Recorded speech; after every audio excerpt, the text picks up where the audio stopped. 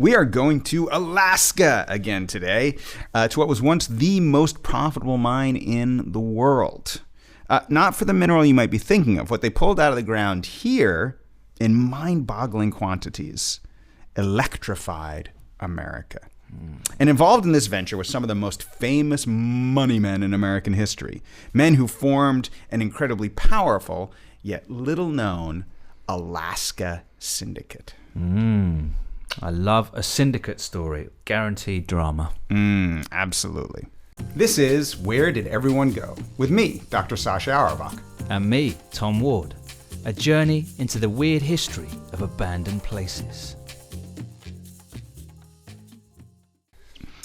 Okay, so where in Alaska are we then, Sasha? Well, we're deep in the Alaskan mountains. This is a really remote area. It's 60 miles from the closest town. Back in the day when this place was operational, the people living here would have essentially been completely isolated from the rest of the world.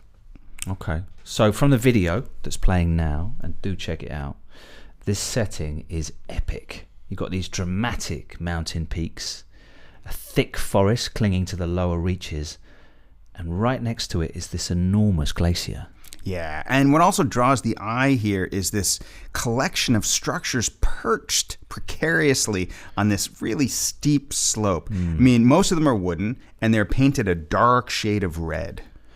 And some of the buildings look in good condition, and others look like one gust of wind might destroy them at any moment. Yeah, everywhere you look, you see kind of the wreckage of industrial equipment. There's cables, chains, broken down machinery. Yeah, and this amazing wooden railroad bridge towering above the trees, all buckled and rotting. Okay then, Sasha, this place is spectacular, but where did everyone go? Where indeed? Well, Alaska has been a magnet for prospectors since the late 19th century. At first, everyone was going for gold. Yeah. Even I knew and that. then a lot of gold was found. And you can check out episode 17 of this podcast to find out more about that. But often where you find gold or silver, you find other valuable minerals as well. They may not be quite as valuable per ounce, but mine enough of it, and you can still get pretty rich. Keep digging. Just keep digging. It's a metaphor for life. Yeah. In 1900, in the untamed frontier of the continent of North America, it felt like everyone and his dog was out looking for the next big find in the ground. And up here along the Kennecott River, two men, Smith and Warner, got lucky. Here's Kyle, our local historian, to tell us a bit more. So when those two prospectors made their way into the valley, at the time the glacier itself was almost 300 feet taller than it is today. So once they made their way to the top of that glacier, they could see on the ridge behind what is now town, this large patch of green, and from where they stood it kind of looked like grass. So as those two prospectors went to investigate further, thinking it was a spot that they could feed their horses, they found that it was in fact actually a rich deposit of copper ore, and is still credited as one of the richest deposits ever discovered in the world. How lucky for them. I know. Though I'm guessing not as nutritious for the horses. Not as nutritious for the horses. No. That's pretty lucky. Just stumbling on a copper mine. Yeah. I mean, well, a deposit of copper ore, right? You still have to mine it out. You have to mine it, yeah. But interesting that copper, because of its interaction with water and moisture, will turn green, right? Right. Yeah. So it looks like grass. Is it verdigris, or is that just... No, I think it's verdigris is what you call it. And that's why, a copper dome, if it's not cared for, will start to turn green. Right. And then when you polish it off, it becomes that lovely hue again. Think of all the lawns that are actually copper deposits, and we just walk over them every day without realizing. Yeah, none of them. None? No, it's still grass. Okay. So what they found here was a deposit that was 80% copper ore.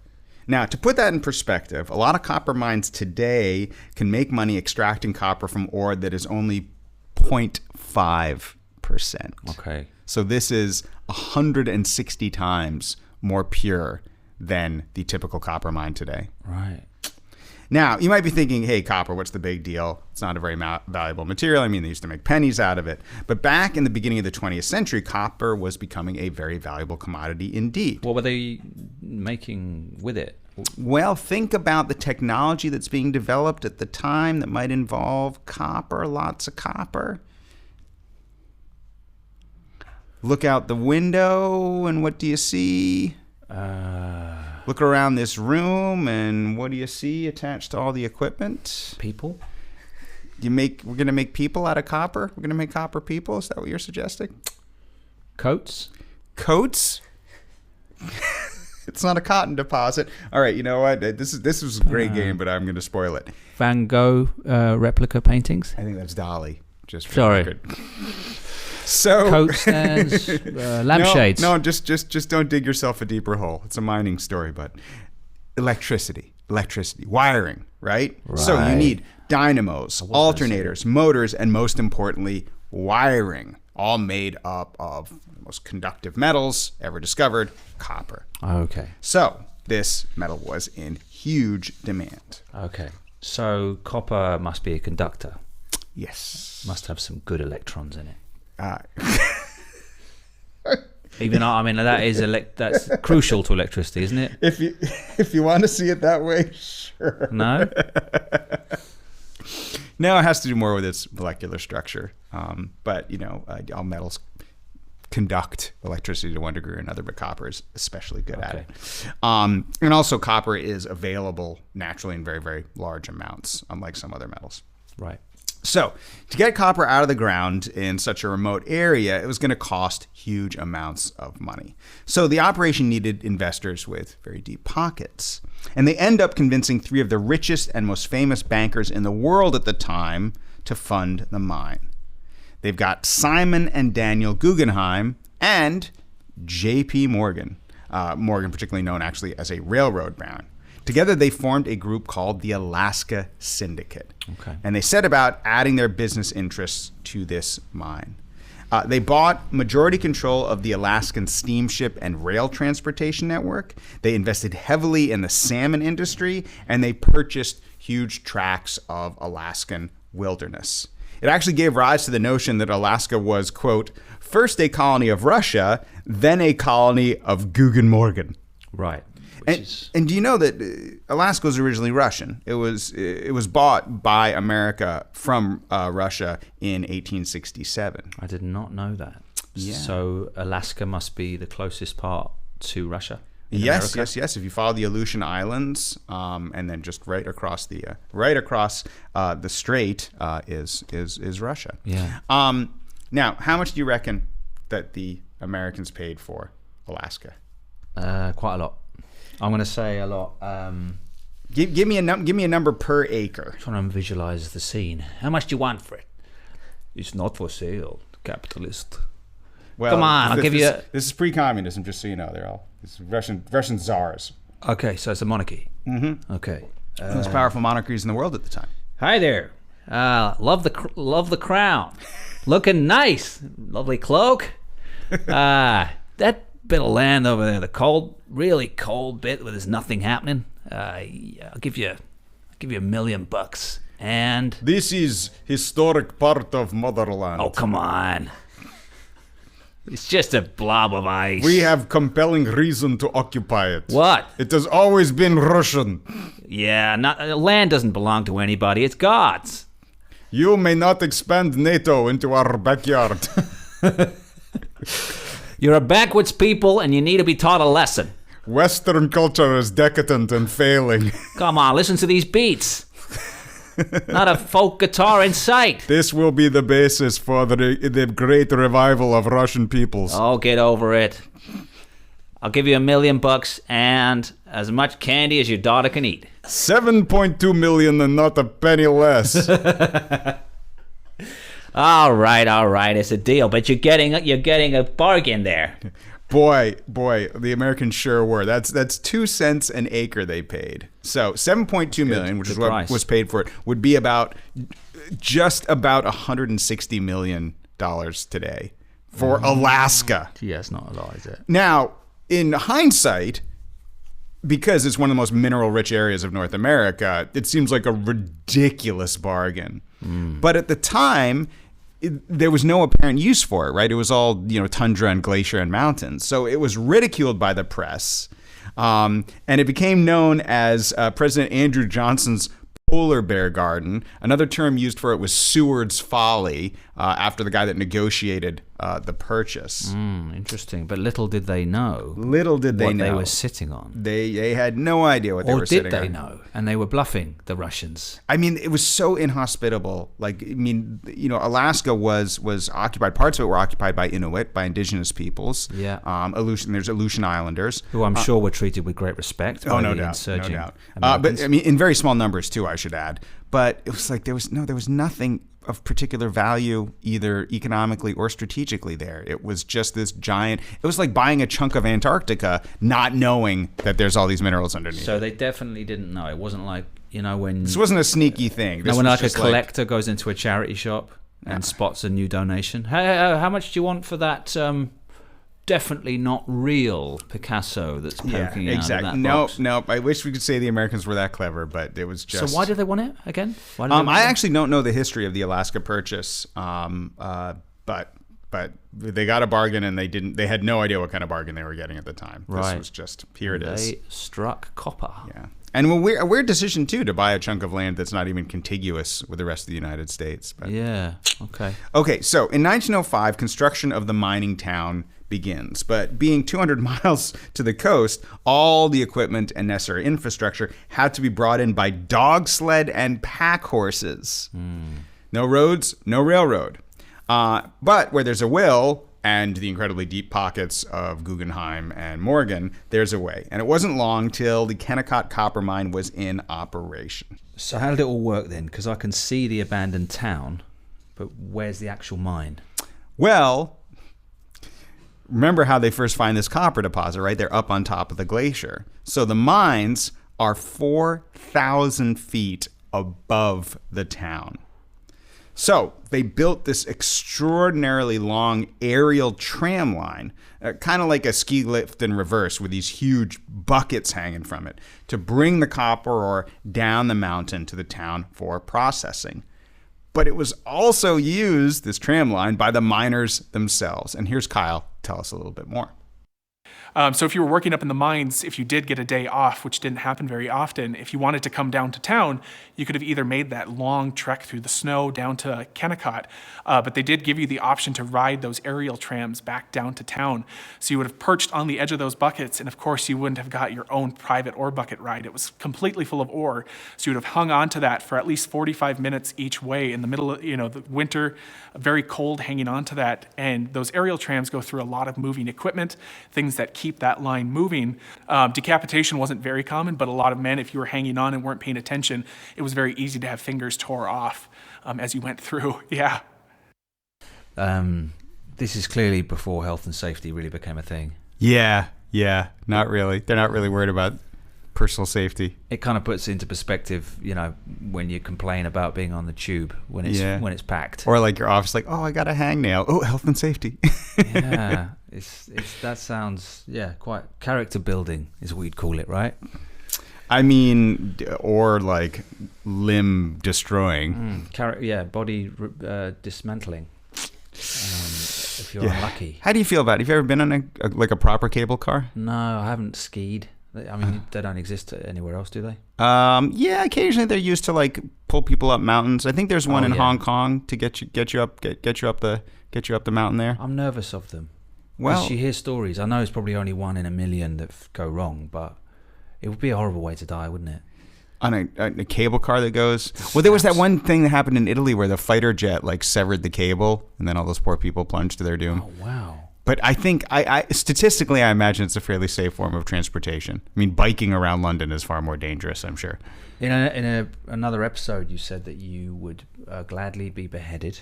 I didn't say gladly. I said if I had to be executed, that doesn't seem like the worst way. Okay. What about death by breaking cable car? Yeah. A cable car that's cut suspended by a fighter plane.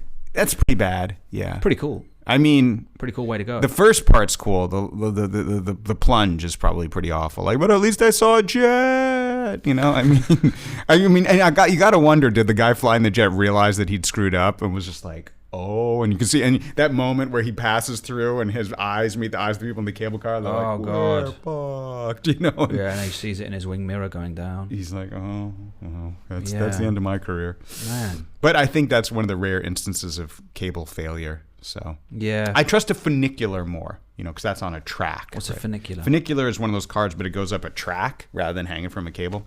Oh, like a fun fair. Like a... What's that called? The car on the track? Yes, but this is A what? A roller coaster. Yeah, that's like yeah, but like this a roller is just a coaster. straight. It just goes up a steep hill. Yeah. Yeah, that's kind of a cool. It's on a track. Where's it going to go? Okay. With that Yeah. back I think down. Portugal's now shut them down. Portugal used to have these cool little street cars that kind of were like funiculars. They just came up this really, really straight track up really, really steep. Right. Okay. So this is what they're using to get the ore down and the staff. and the people when they get a day off. So the town, as you saw from the video in the start, is built almost vertically on this steep slope, and there's a reason for this because gravity actually aids in the ore processing dynamic. So you put the ore in the top and you crush the big pieces and you let gravity carry the stuff down level by level, one crushing machine to another, until what was this kind of this chunks of rocky ore has been reduced to a fine sand. Eventually, you remove the waste, and you're just left with the valuable ore. It's the Lord's work. It's what? I mean, there's a lot of natural It's things gravity happening and there. science. Yeah, but the Lord that's- has nothing to do with Yeah, it. but the Lord let it happen. The Lord let it happen. But which Lord is the question? The Light Lord? The Dark Lord? I mean, there are so many Lords out there. Well, this is an American Lord audience. Liverpool, Lord Lucan. Lord Lucan. The biggest problem, though, was getting the copper out from this remote part of Alaska, and the only answer was a railway.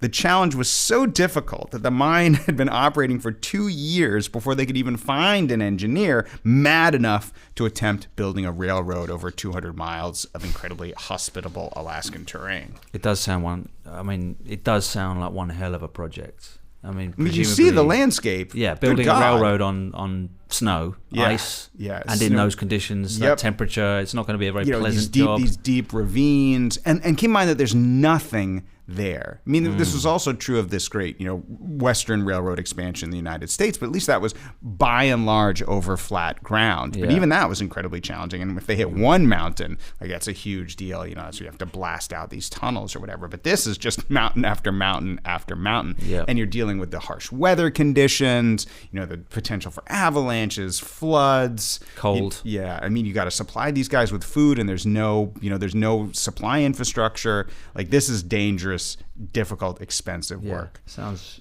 really unpleasant. We're going to get to the story of this extraordinary railway after the break.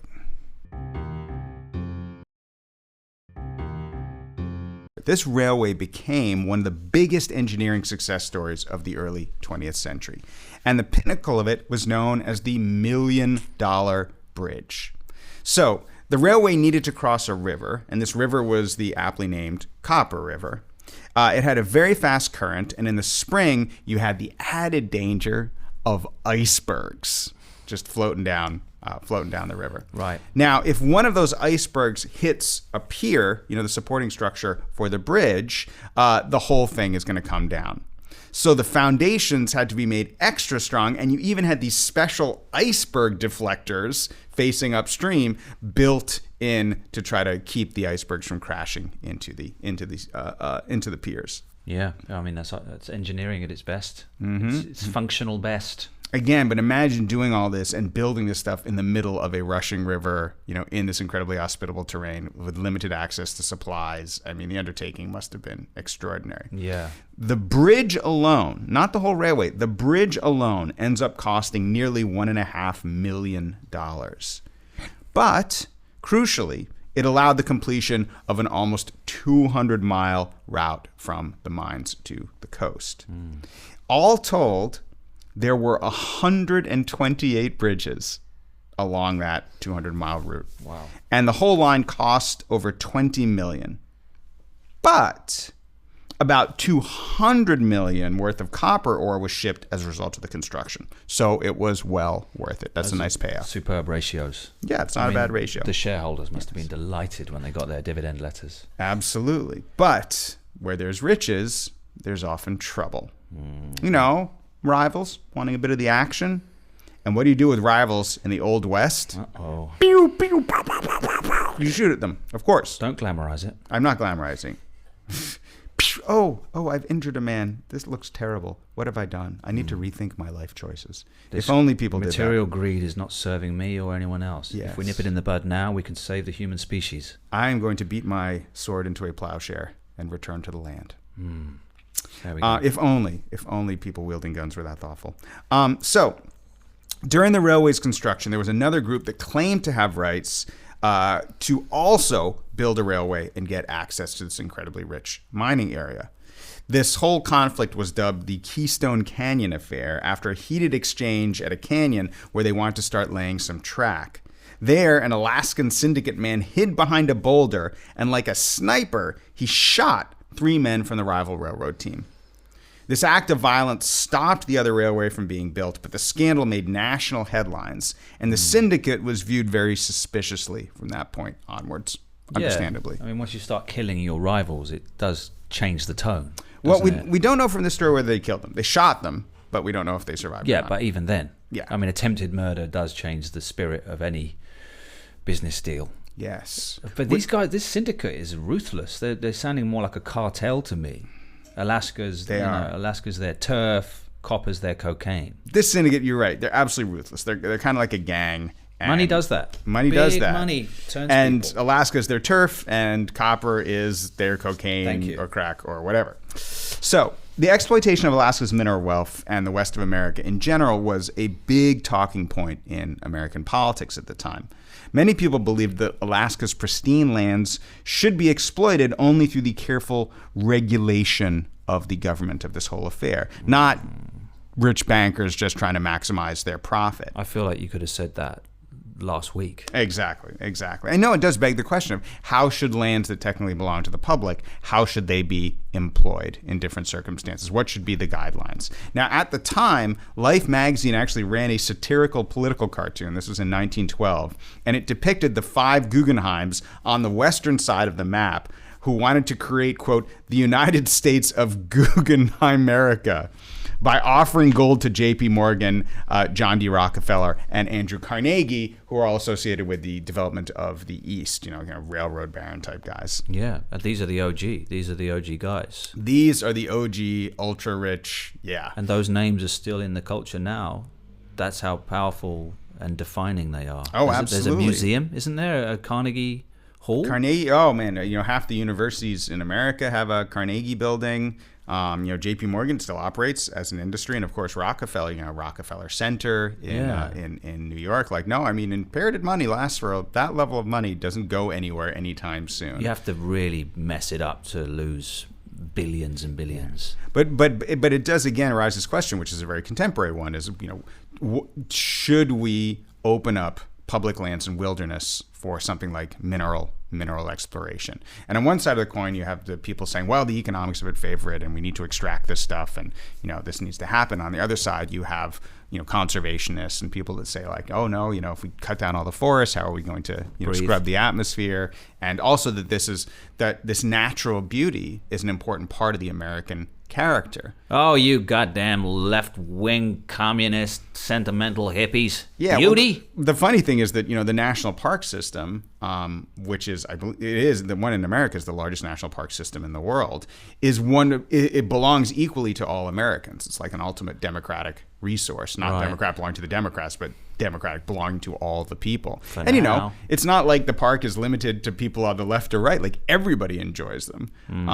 So one would think that everybody has a stake in conserving that natural beauty. And I think when people think about America, like visiting America or envisioning America, and this includes Americans, we don't think about, the real heart of America is our ultra wealthy banking and investment system. Like, no, it's America the beautiful, right? It's the parks and the mountains and the rivers and the coastline. This is what makes America such an extraordinary place to visit. And I think in a very real way, that landscape is part of the American character and part of American history.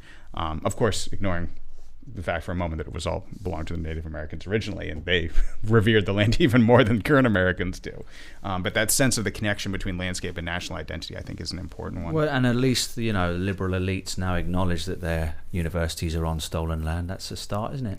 Yeah, more in Canada than in America. Oh, really? They don't do it in America? No, they don't do it in America. Didn't you have like the chief of Princeton coming out and saying a few years ago, came out and in 2020 and was talking about how Princeton is on stolen land. And, oh no, I didn't know that. Good for him. And he said, because this is a little thing that liberals do to pat themselves on the back. You know, they acknowledge stuff. They don't do anything with it. They just acknowledge it and go, right, that's me done. At the time, the head of Princeton said that the university was a racist institution. I think he was talking rhetorically, kind of establishment racism and microaggressions and how education is usually along racial lines and financial lines. But Trump heard this and said, "Oh, you're a racist, are you? Well, we'll have to do a civil investigation on you." Then he trolled them. Yes. For their rhetoric. Well, that is especially. I do like your stance though, as a middle class London comedian, kind of taking the piss out of the liberal elite, of which you are technically a part. I'm different. Oh, you're different. I'm different to the others. So finally, under pressure from the new president, who's Woodrow Wilson, and the fact that Alaska had become an official territory of the United States, the syndicate invites public participation and creates a new corporation, the Kennecott Copper Corporation, founds this new entity. But it was still run by the Guggenheims and JP Morgan, and this mine was immensely profitable. In 1916 alone, the mine produced copper ore valued at $32.5 million, making it, at the time, the most profitable mine in the entire world. Wow. And all of this based on a chance encounter trying to feed some horses and finding out that grass was copper. This is the same thing. This is how diamonds were discovered in South Africa. Like, this kid just found what he thought was a pretty stone by a riverbank, and it ends up eventually in the hands of one of the highest British officials in South Africa. Jolly good. I'll be taking that, thank you. But he just thought it was a pretty stone, and then the diamond rushes on. I mean, these chance encounters, they often have these crazy results. But the Russians, they found out about this, they must have been gutted. I mean, the realtors who sold the land must have been in trouble, right? Sent to Siberia. Yuri, I think we have made big mistake. Come into my office. Oh, yeah. So, like all good mining stories, the good times eventually come to an end. The Wall Street crash and the global recession led to the price of copper in the 20s. Led to the price of copper falling dramatically at the end of the 1920s. And by the 1930s, all the highest grade copper ore had been mined. Now, but here's the kicker, and it tells you how mining owners operate. To try to maximize the amount of work they could get out of the miners, the owners didn't tell them the mine was closing until just a few hours before the last train was set to leave. All right, get their money's worth. So this meant a very sudden and dramatic abandonment of this giant enterprise. And here's Kyle again to tell us a little bit about it. When these people left, they didn't have time to pack up their belongings. They didn't have the space to take it. So when people left, there were still dinner tables set, like people were just going to sit down and eat. There was still clothing hanging in closets. It looked like everybody just took off in one moment. So there was still so much left behind that when people actually came back to this area in the late 80s, they didn't know what happened. It looked like some natural disaster had happened. Everything was just left, like people had just gone, to the store, just left to go, that they were going to come back the next day. Can you imagine walking into that scene, being the person that found it? That would have been so exciting, and I would have been found years later. Yeah. Because the air there is very, very dry, and it's cold a lot of the time, so it's kind of naturally preserves these structures in a way that it would say if it was on the coast or in warmer weather where you'd have the wood rotting and fungus growing. As you can see, it's a very sere landscape. Now, I've never lived in Alaska, but I have lived. You seem like you have. Oh, thank you. I've lived far enough north. Actually, where I lived in Canada was latitude at the same place as the lowest part of Alaska, and the landscape is remarkable, but it's super super dry. Like the biodensity is very very low. And it's quite an interesting place to live, especially when you're used to the East Coast, which is really like verdant. But would the animals have walked in on it? Would there be polar bears walking in and like? Yeah, but what animals? Like again, super super low. What animals were there in Alaska? I mean, you basically have crows, Right. ravens, spiders, a few large predators, and a fewer small prey animals. What were the larger predators? Bears. So bears would have got in. Yeah, they? but like the density of bear is pretty small. There's no food there. There's nothing for bears there. Bears go where the food is. They don't. Right. The only reason bears approach human habitation is they're interested in garbage. Wouldn't they move in? They smell food Because it's warm and covered up? No, they don't. That is actually not that warm. Like not compared to like a nice cave or something like that. Okay. And also bears are generally nervous around things that smell like humans, and this is not going to smell right. It's going to smell of metal and chemicals. It's something that they're generally going to avoid. Sweaty workmen. Sweaty, desperate workmen. Severed fingers. Anyway, the Kennecott Mine is now part of Wrangell-St. Elias National Park, and much of the town has been left the way as it was. Many of the buildings are in a state of arrested decay. That is to say, they're stabilized, but they're too far gone for any major restoration. Right. Some of the buildings are off bounds because of, get this, undetonated blasting caps. So you got to read the signs if you go there, and don't just go walking off the accepted path, or you might end up losing much more than a finger. Yeah, or maybe do go that way if you're ready for the copper mine in the sky. Okay, that's crazy that there's undetonated explosives in the museum. It's crazy, like how the lengths that they went to get to this copper ore. I mean, you understand why. It was for profit, but man, building that railroad must have been such hard graft. Yeah, it sounds brutal. Sounds like you hear these stories and go, wow, thank God I wasn't born in the 1800s. Yeah, but I mean, it also reminds us that, all the industrial work that's done today is, even with modern safety measures, like it's really, really dangerous. It is really dangerous. And you can put in all the safety measures in the world, and people are still going to get injured and killed. I mean, I don't know if you saw that story, but the guy that was trying to salvage that super yacht that sank off the coast of France, like he was killed, and they're not even sure how it happened. Right. A piece of metal fell on him or something, and that was the end of him. Right. Yeah. So all this stuff, I mean, all the wiring, all this equipment, all these things, like they're produced at the cost of human health and human lives. We've lost a couple of our crew actually. It's one of those tragic podcast accidents that we don't like to talk about. Yeah, we in England we call our police coppers. Yes, because they used to have shiny copper badges. And you call yours cops. Cops. Does that have to do with copper as well? I would imagine that comes from the same source.